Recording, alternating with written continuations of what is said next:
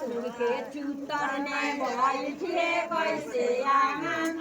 आए भसुर के चूतर ने बैठे कैसे भसुर भसुर सुनीला भसुर आइले आंगन आए भसुर के हाथ में चढ़ाइए कैसे गाना आए भसुर के हाथ में चढ़ाइए कैसे गाना बेला का की हाली हाली मोरो बाबू अच्छा पना ऐसा ना